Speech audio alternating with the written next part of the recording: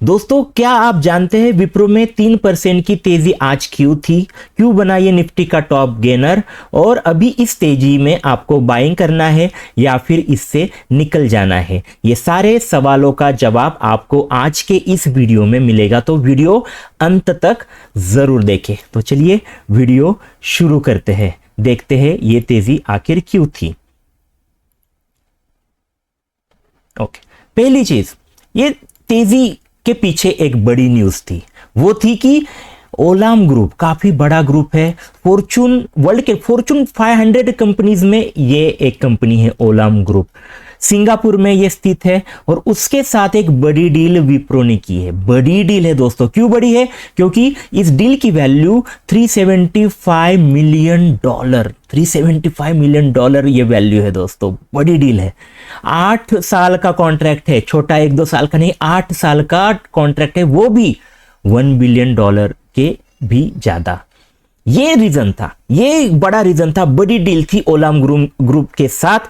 तो इसी वजह से आज की ये गजब तेजी आपको देखने को मिली। आगे भी इसके कुछ इंपॉर्टेंट पॉइंट्स है, वो आगे हम देखने वाले, तो देखेंगे आगे ये डील में और क्या चीज है और क्या फायदा होगा विप्रो को। इस डील में और एक चीज है, वो आपको जाननी जरूरी है कि इसके साथ साथ, इस डील के साथ साथ माइंड स्प्रिंट नाम की ओलाम्स की आईटी यूनिट है। ओलाम का ही आईटी यूनिट है माइंड स्प्रिंट। इसका एक्विजिशन भी विप्रो करने जा रही है, मतलब ये पूरी खरीद रही है माइंड स्क्रिप्ट, जो ओलाम की आईटी यूनिट है। उसमें कितने 3200 से भी ज्यादा एम्प्लॉइज है दोस्तों। तो पूरे इतना बड़ा एम्प्लॉय का ये माइंड स्प्रिंट है, तो वो पूरा विप्रो को मिल सकता है। इससे क्या होगा कि जो ऑलरेडी क्लाइंट है वो विप्रो को मिलेंगे। ऑलरेडी जो टेक्नोलॉजी में उनकी महारत है वो भी विप्रो को मदद करेगी आगे बढ़ने में। ओके, और ये जो पूरी स्ट्रैटेजिक डील है, मतलब ओलाम ग्रुप की डील हो या फिर ये एक्विजिशन हो, ये अब तक की विप्रो का सबसे बड़ा मेजर स्ट्रैटेजिक डील है दोस्तों। काफी बड़ी डील है। ओके, छोटी डील ये नहीं है और इसी वजह से यहां पर बड़ी तेजी देखने को मिल रही है। इससे इंपैक्ट क्या होगा वो भी सोचना होगा आपको, है ना, कि इससे बिजनेस में क्या होगा विप्रो के। तो एक चीज होगी कि एआई, जो अभी आप देख रहे हैं कि पूरा एआई का जमाना है। कुछ सालों पहले तो आईटी का जमाना कहा जाता था, अब पूरा एआई का जमाना है। एआई से काफी चैलेंजेस हमारे सामने आए हैं। आईटी सेक्टर के सामने भी बड़े चैलेंजेस एआई से आए हैं। तो अभी इस डील से होने क्या वाला है, तो एआई में विप्रो का एक्सपांशन होगा, क्योंकि ये बड़ी आईटी कंपनी का एक्विजिशन कर रहे हैं। तो इसीलिए एआई में एक्सपांशन होगा, डिजिटल सर्विसेज भी उसके बढ़ेंगे। तो ये पहला इंपैक्ट होगा। ओके, एक पॉजिटिव बातें हम यहाँ पर देख रहे हैं। उसके साथ साथ फूड एंड एग्री सेक्टर, ये जो ओलाम ग्रुप है, ओके, ये नाइजीरियन एक्चुअल में बेस कंपनी थी, वहां शुरू हुई थी। अभी इसका हेडक्वार्टर सिंगापुर में है, बट ये पहले फूड एंड एग्री सेक्टर में ही काम करती थी। इस पर इसकी महारत है फूड एंड एग्री सेक्टर में। तो इसके साथ डील करने से होगा क्या कि विप्रो जो है वो फूड एंड एग्री सेक्टर में भी एंट्री करने वाला है। अभी इंपॉर्टेंट चीज, ये जो डील होने वाली है, 8 साल की डील है, इतनी बड़ी रकम वाली डील है, उसमें क्या होगा, तो लॉन्ग टर्म में जो रिवेन्यू है वो उसे मिलेगा। मतलब लॉन्ग टर्म में रिवेन्यू की जो चिंता है विप्रो को वो नहीं होगी। कम से कम 8 साल रिवेन्यू की चिंता नहीं करनी है। और ग्लोबल प्रेजेंस, ओके, भारत की तो कई सारी कंपनीज ग्लोबल प्रेजेंस रखती है, बट फिर भी अभी सिंगापुर की इतनी बड़ी कंपनी के साथ अगर डील हो रही है, इतना बड़ा एक्विजिशन कर रही है, तो ग्लोबल प्रेजेंस भी विप्रो का बढ़ेगा। तो ये बिजनेस के कुछ इंपॉर्टेंट फायदे की हमने यहां पर बात की। आगे देखेंगे कि मैनेजमेंट में भी कुछ अभी रिसेंटली चेंजेस हुए हैं। जैसे कि अभी कुछ महीनों पहले यहां एआई बिजनेस में नया हेड अपॉइंट किया गया है। ओके, तो यहाँ पर स्ट्रक्चरल चेंजेस हो रहे हैं।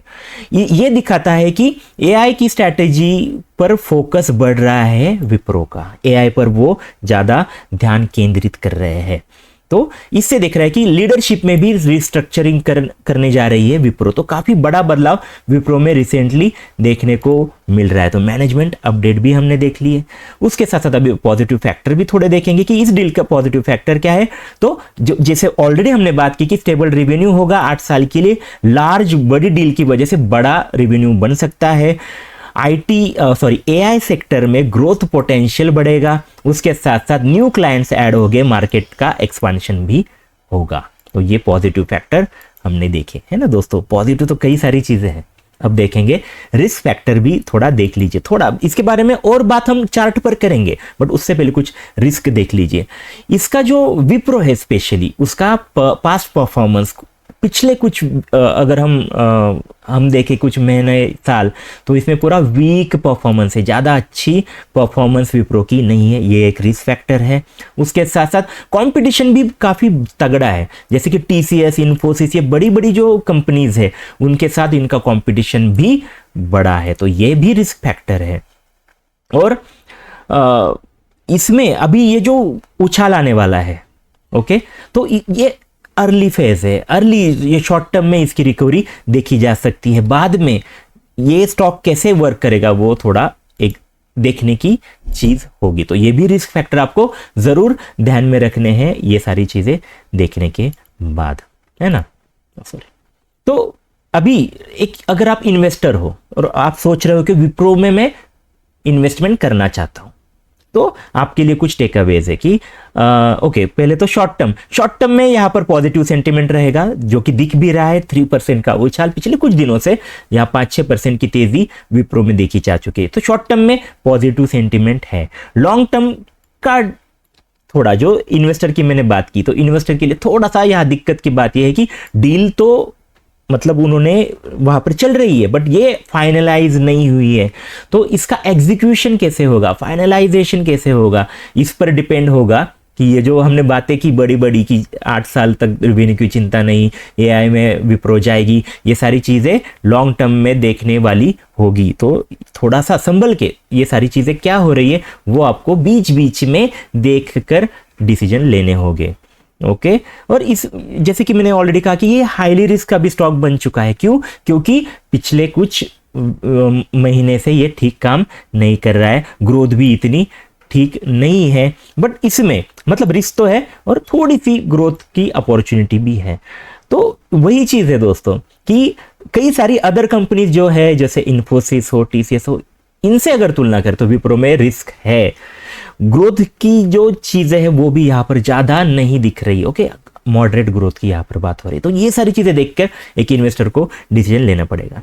अभी हम आगे देखेंगे कि अगर आप ट्रेडर हो, इंट्राडे हो या फिर स्विंग ट्रेडर हो, तो आपको अभी मैं चार्ट पर पूरी इसकी कहानी, पूरा इसका डिटेल हम जो टेक्निकल एनालिसिस है वो पूरा करेंगे, ताकि आपको अभी शॉर्ट टर्म में क्या करना है, बाइंग सेलिंग, कुछ इंपॉर्टेंट लेवल्स, कुछ इंपॉर्टेंट इंडिकेटर्स, ये सारी चीजें हम आगे करेंगे। ओके दोस्तों, अभी आपको ये वीडियो पसंद आ रहा होगा तो अभी इसे लाइक करें, वीडियो को दोस्तों के साथ शेयर करें और चैनल को सब्सक्राइब भी जरूर करें। तो चलिए देखते हैं कि चार्ट पर विप्रो की क्या हालत है, क्या होने वाला है।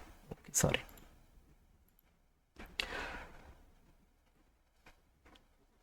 क्या ओके, विप्रो का चार्ट आपके सामने है। ओके, ये देख लीजिए विप्रो का चार्ट। पहले ये डेली चार्ट है, थोड़ा सा हम दूर का पहले देख लेंगे कि यहाँ पर चल क्या रहा है।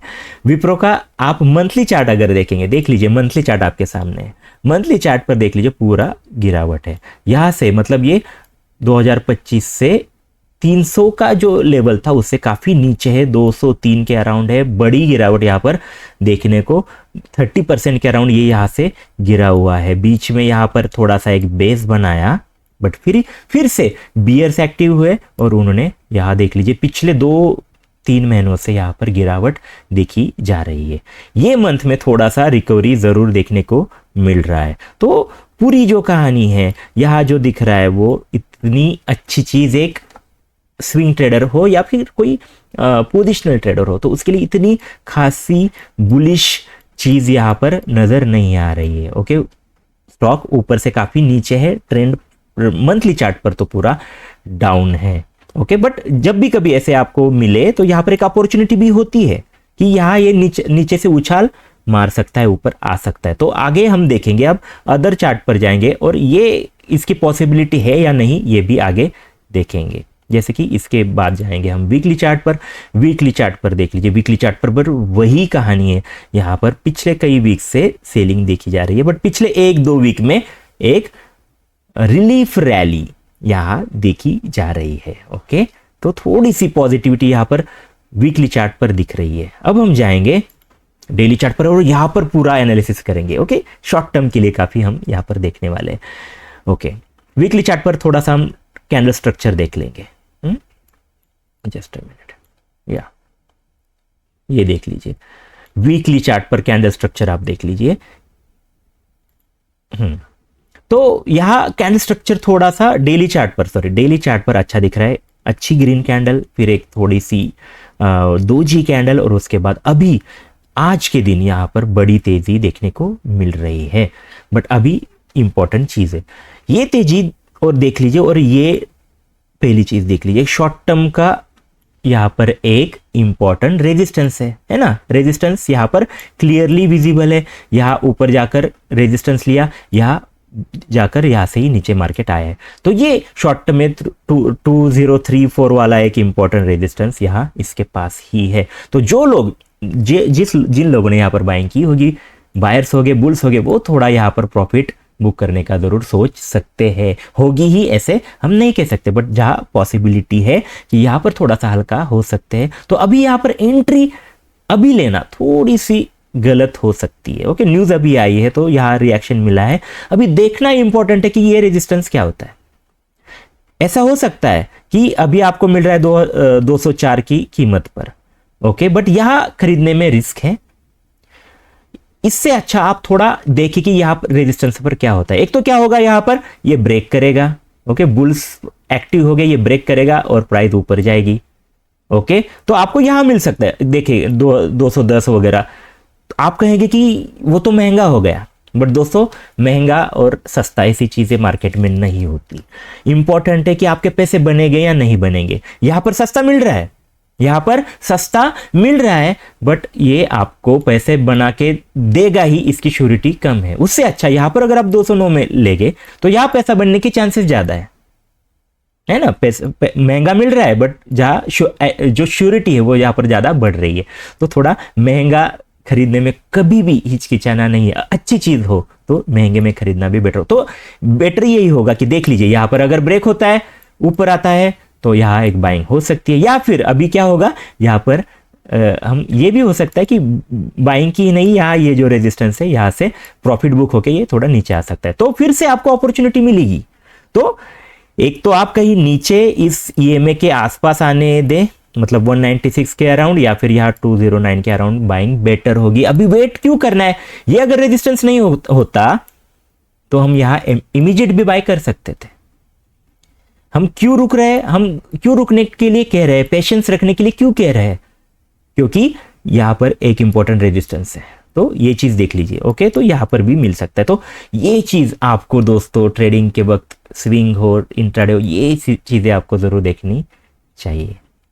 ओके, मतलब अगला जो इसके लिए रेजिस्टेंस है वो 209 के अराउंड है। ये एक 50 डेज का ईएमए है, और आगे फिर 224 वाला 100 डेज का ईएमए भी ऊपर ही है।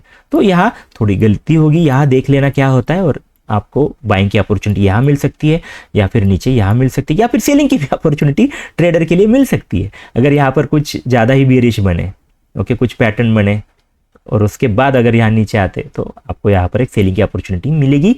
यहाँ तक आप टारगेट कम से कम उस वक्त रख सकते हैं।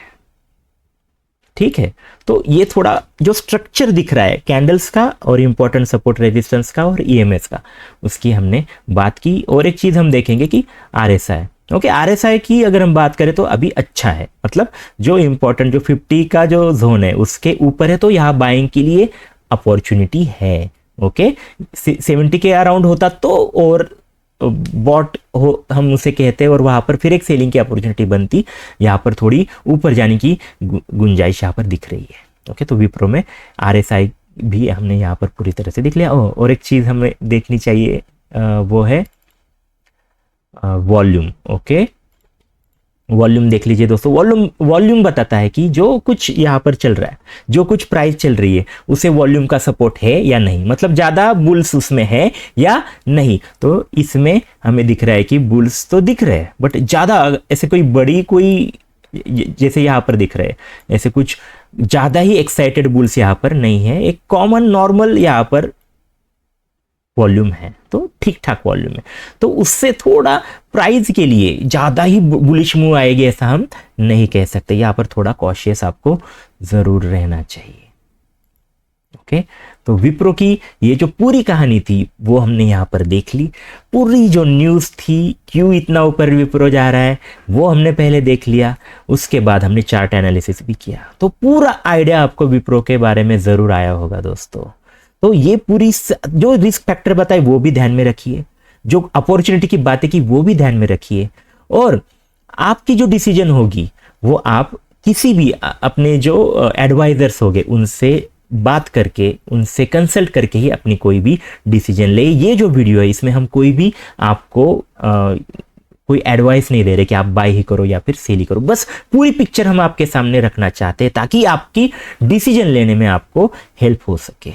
तो दोस्तों, अगर आपको ये जो वीडियो है इससे नॉलेज मिला होगा, डिसीजन लेने में अगर आपको हेल्प मिली होगी, तो ज़रूर इस वीडियो को लाइक करें, दोस्तों के साथ शेयर करें, चैनल को सब्सक्राइब करें, ताकि हम ऐसे ही इंटरेस्टिंग एजुकेशनल वीडियोस आपके लिए बना सकें। तो दोस्तों, आई होप आप ज़रूर ये सारी बातें ध्यान में रखेंगे। तो फिर मिलेंगे ऐसे वीडियो में, तब तक के लिए धन्यवाद।